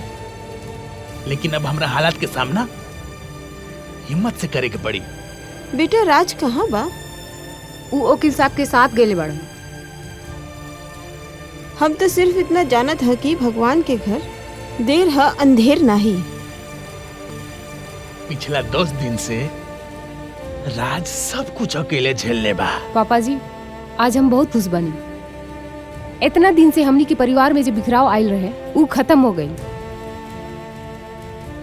अब अदालत जे भी फैसला करी ओकरा हम खुशी खुशी स्वीकार कर ले। केस के बाद तुहार खूब नाम हो गइल बा। आज इंडिया के एक एक आदमी तोहरा के जाने ला। का मतलब? सच सच बतावा, वो तुहार रेप कैलस की नाही? तू काल का चाहता रहा? वही जौन सच बा। हम सब समझ गई, वो तुहार रेप नहीं खे केलस। तू होश में नहीं खा। होश हमारा के अब आयल बा मधु। ये अच्छा नहीं खे केली। जाना था तुहार ई हरकत से तुहार कौनो फायदा हो या ना हो, राज मल्होत्रा के कितना नुकसान हो सकेला। उकर करियर, उकर फैमिली लाइफ सब तबाह हो सकेला। हमरा के फकर रहल तहरा ई दोस्ती पर, और अभी दोस्ती पर हमके शर्म आवता। तुहारी गुना पे हमके नहीं खे पता। हम तो के माफ कर पाए के नहीं। तू भी राज मल्होत्रा के बात में आके हमरा पे शक करत रहा, हमरा पे झूठा इल्जाम लगावत रहा। मधु, अगर ये बात सच नहीं खे तो हम हर कदम पे तुहार साथ देब। और अगर ये सच है तो, और हमार दिल कहता ई सच है,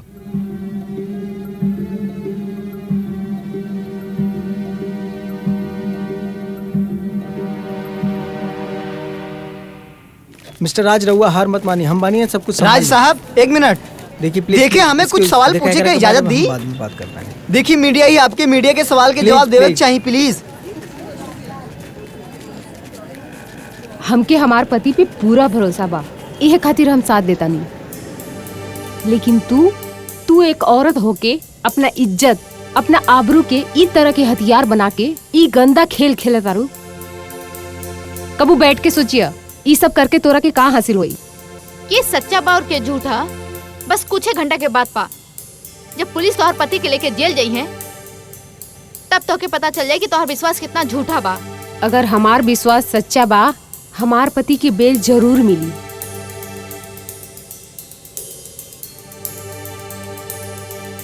Madhu ji please cool down.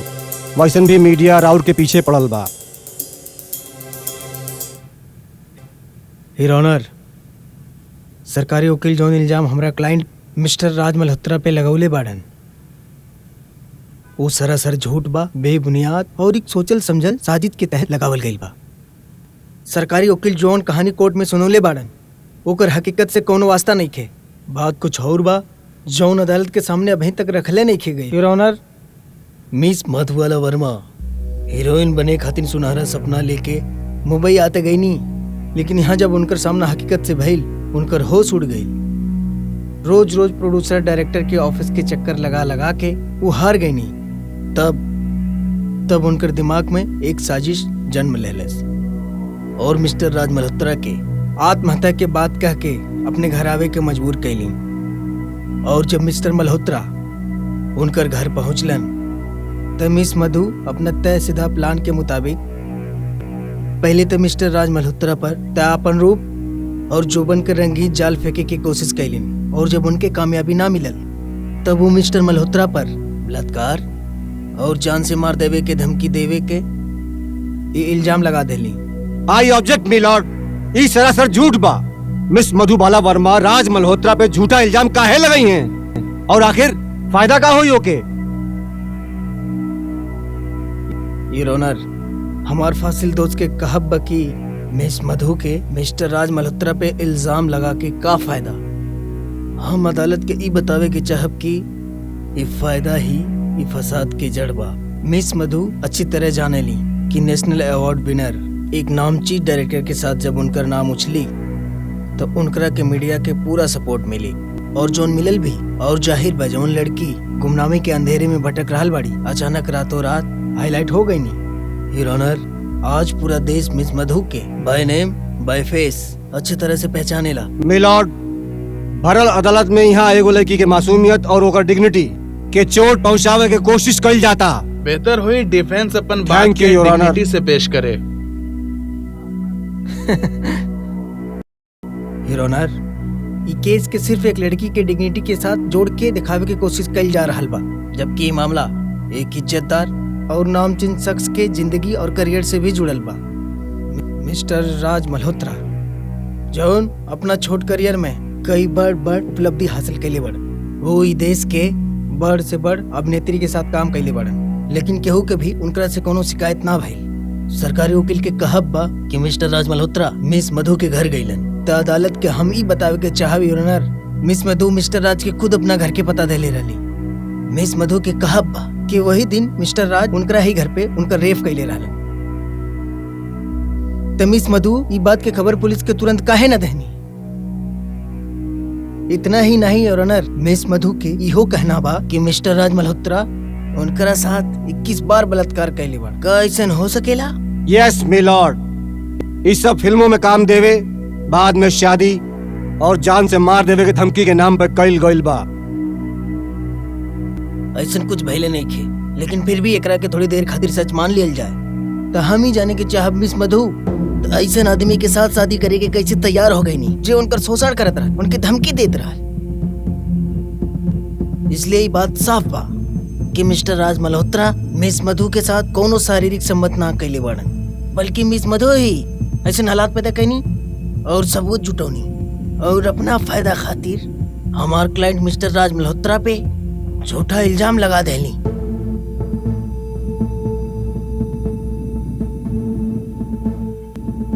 Your honour, एक फिल्म मेकर करोड़ों रुपया लगा के एक फिल्म बनावेला, ओमे ओकर बरसों के मेहनत लगल रहेला। तो का रुपयन के वो अपने अयासी के खातिर दाव पर लगा सकेलन? का जरूरत बा ओकरा की कोनो लड़की के हीरोइन बना ओकर जिस्म हासिल करे के? जबकि आज एह तरह की सहूलियत चंद रुपया में हर जगह मौजूद बा। यह खातिर हम अदालत से दरखास्त करब कि झूठा और चालाकी से बनावल गई केस के हमार क्लाइंट मिस्टर राज मल्होत्रा के जमानत दिहल जाए।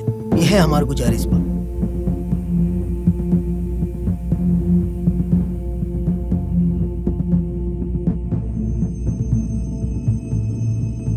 तमाम दलील के सुने के बाद अदालत ई नतीजा पे पहुंचल बा कि मुलजिम राज मल्होत्रा के 20,000 रुपया पर्सनल बॉन्ड जमा करला के बाद जमानत दियल जाता।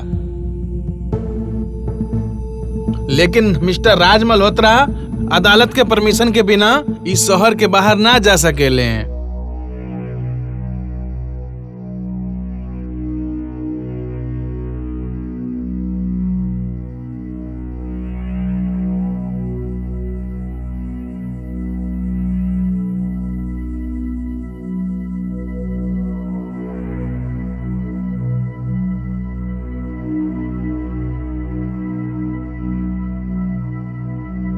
अगर हमार विश्वास सच्चा बा, हमार पति के बेल जरूर मिली। हमरा के फकर रहा तहरा ई दोस्ती पर और अभी दोस्ती पर हमके शर्म आवता। आज तो लगा था हमारा वजूद ही खत्म हो गए। का हम उहे मधुबानी जो इस शहर में आवे से पहले रहनी? ना, हमू नहीं की। कहाँ भी आओ मधु, कहाँ भी आओ मधु। हमें गलत रहनी, हमें ही सबके धोखा देनी।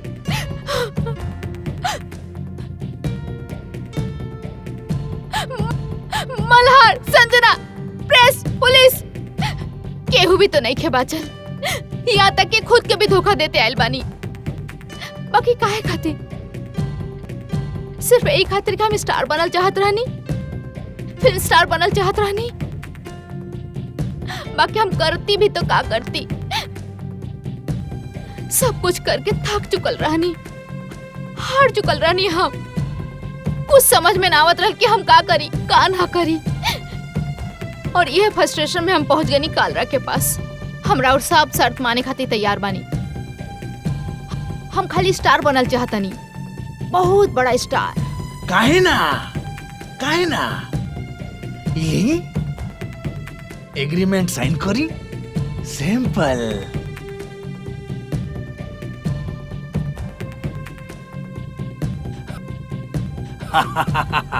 तू एक काम ठीक कैले बाड़ू मैडम जी। मैडम जी, स्टारडम के रास्ता प्रोड्यूसर डायरेक्टर के बेडरूम से होके गुजरेला। रवो के गुजरे के पड़ी राज मल्होत्रा के बेडरूम से। कालरा के कहला पर हम अपन शरीर के इस्तेमाल तक कर देनी, बाकी राज मल्होत्रा के ईमान के डिगा ना सकनी। शायद कोई भी लड़की ऐसन गिरल हरकत करे से पहले 10 बार सोचत। बाकी हम अपन सब हद पार कर देनी, फिर भी हमके अपन मकसद में कामयाबी ना मिलल। कालरा काले रहल, अगर केहू तरह पब्लिसिटी मिल जाए तो सब दिक्कत खत्म हो जाए। राज मल्होत्रा बहुत ही नॉन कोऑपरेटिव किस्म के आदमी निकलल। नया टैलेंट के कैसे एक्सप्लोर करे के बाद, प्रमोट करे के बाद जानते नहीं के। अब का करल जाई? रउआ जॉन बोली हम सब करके देख लेनी। अब नहीं लगत कि हम स्टार बन पाए। मैडम जी, ना जी ना। अरे तू तो बॉर्न स्टार हो, बॉर्न स्टार। वो का है ना, फिल्म में स्टार बने खातिर जरा पेज 3 पे छपना बहुत जरूरी होला। और तू तो कभी छपेलू ना जाने केकरा केकरा के छापते रहले। अब जरा कालरा के कुछ ऐसा सेंसेशनल सोचे के पड़ी कि पेज 3 तक का अखबार के हर पन्ना पर सिर्फ तहार तस्वीर हो। लगा देनी एगो बेगुनाह इंसान पे इल्जाम, पालेनी पब्लिसिटी। बाकी आज हमके लगा था कि हमरा से बहुत बड़ी गलती हो गई। हमरा के माफ कर दी जज साहब, हमरा के माफ कर दी।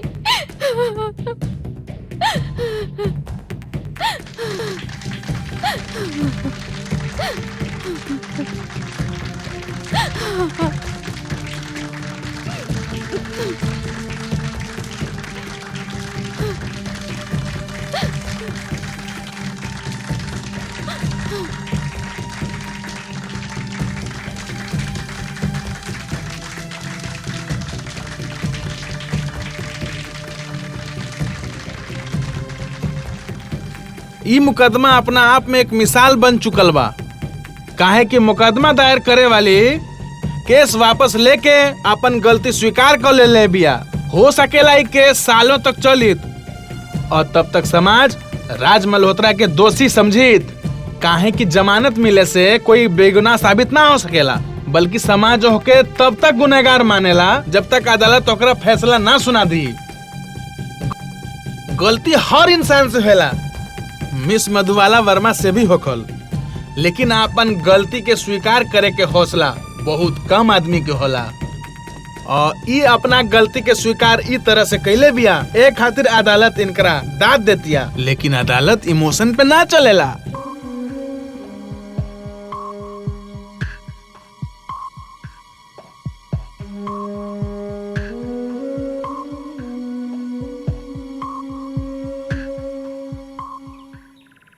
सर आज रवा कैसन महसूस कराता नहीं? हमरा फक्र बा अपना बेटा पर। हमरा विश्वास रहल हो कि हमार बेटा बेकसूर बा। कभी ऐसा भी भइल रहे कि हमार विश्वास हिल जात रहल हो, लेकिन हमार दिल कहत रहे कि हमार बेटा ऐसा कर ही ना सकेला।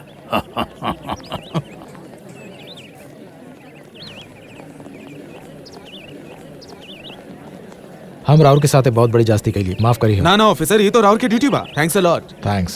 राज साहब एक मिनट, जब मधुबाला अपन गलती मान लेनी तो का कोर्ट में राउर ओके ऊपर मानहानि का दावा करबे? ना, हम एगो फिल्म में करबानी, अच्छा फिल्म बनावे के चाह। लेकिन फिर भी कुछ तो करबे राउर, राउर के बस यूं ही छोड़ दे। संजना जी, जिस तरह राउर मधुबाला वर्मा का साथ दिलू, जबकि राउर के पता बा वो गलत रहल, ऐसा लगता राउर के। देखी कबो कबो हमरे काम में ऐसा हालात आ जाला जहाँ पे हमके सही या गलत सोचे और समझे के वक्त नहीं खे मिलत, बस सिर्फ एक्शन लेवे के होत बा। ई हालात में भी ऐसा कुछ भइल हा। हाँ, बाद में हालात कुछ और हो जाला, जैसे ई केस में भइल। और हम जानत आनी कि हमरा से गलती भइल बा, लेकिन एकर ई मतलब त नाही कि हम दूसर के मदद करल छोड़ देही। हम कोशिश करब कि ई गलती दोबारा ना होए के चाहिए।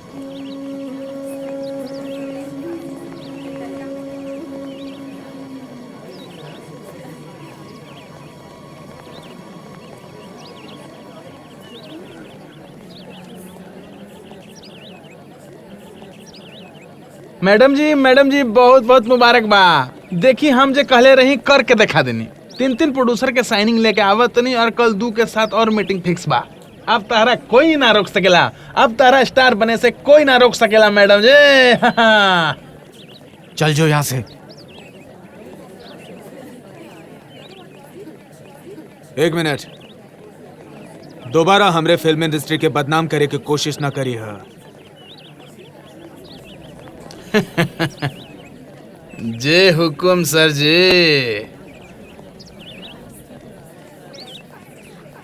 अब हमके फिल्म में काम करे के कोनो तमन्ना नहीं खे। अगर हमरा में टैलेंट होखत तो शायद पहले ही हमके काम मिल जाइत। शायद हमार जगह यहाँ नहीं खे, कहीं और बा। मल्हार, हमरा से शादी करबा?